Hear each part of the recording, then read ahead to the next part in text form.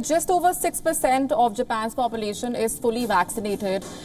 So will there be a rethink on the decision to allow local fans at the stadium? 10,000 domestic fans will be allowed. This also goes against the recommendation of the country's top medical advisor, who has said that the safest way to hold the games would be without fans. So, last week we had a conversation with the medical experts. There have been a number of those roundtable with medical experts, and last week we received that proposal from Mr. Shigeru Omi, and even though he mentioned that the risk of the pandemic could be lowered by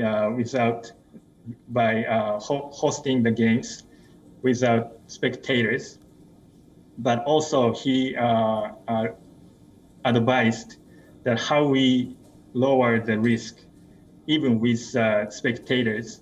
So we have been discussing with those medical experts, and we are listening to those medical experts' advice, and based on the advice, and we have been working on how we can host the game with the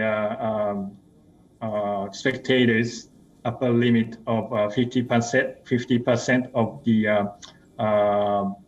capacity of the venues, or upper limit of 10,000 of the each events. 3-day quarantine rule for athletes from countries including India means that the players would be losing out on crucial training time.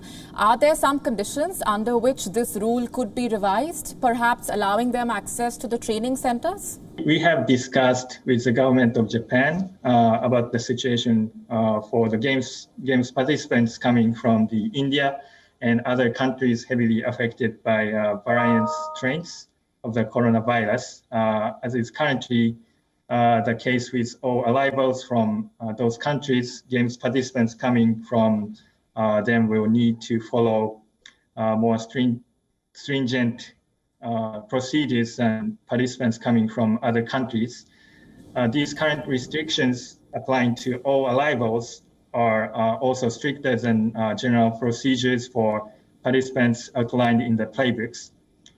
While current border controls stipulates that all visitors from the India and those other countries must quarantine for 10 days, games participants from those countries will be asked to minimize physical interaction for 7 days with others and stay with contact from other teams for 3 days. For a total of 10 days in restricted bubbles, they will be required to screen every day. This screening and minimization of contact with others, in addition to other measures outlined in the playbooks, we will reduce the risk of infection and help us deliver safe and secure games for all participants and Japanese people. And the athletes from those countries will not be able to train at all for the first days of their stay in Japan. Is not the case. We will make sure that based on their activity plan and those countermeasures, as I mentioned, they will have opportunity to train in the on the ground. So that's the case. Let me ask you about the worst case scenario. The Olympic Games do face the risk of becoming a COVID-19 super spreader event. If things go south during or after the event and the virus spreads, leading to loss of life, who would be held accountable? We are repeating this. This is a key part of the game to ensure that we have to keep the participants and the people of Japan stay safe and healthy, which is really the most important thing on top of the showing the value of Olympic and Paralympic Games. That's why we are putting all together into the playbooks for each stakeholder.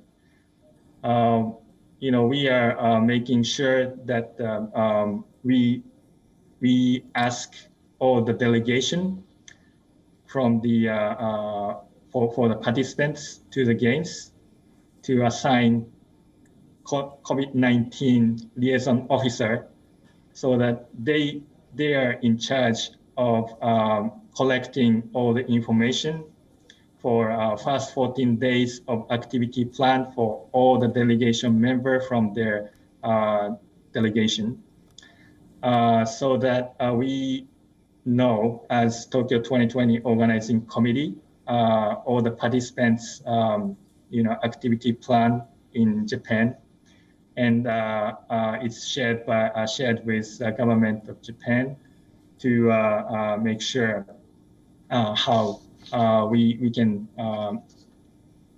be sure that there will be less or no contact with local citizens, as well as we have to protect the safe environment for athletes. So we ask as many staff members and participants possible around close contact to the athletes get vaccinated as well. Mr. Ogura, all those entering Japan for the Olympics must agree to have their location monitored by GPS. They have to download several applications and keep the organizers informed of their whereabouts. Isn't this kind of surveillance a bit too much? So as I said, this GPS is not for monitoring all the activities the participants doing, but just used for when when the organizer needs to make sure whereabouts of the participants, and if there are difference from the pre-submitted activity plan, we make sure with this GPS monitoring system. So that's the case of this use of the GPS. WION now available in your country. Download the app now. Get all the news on the move.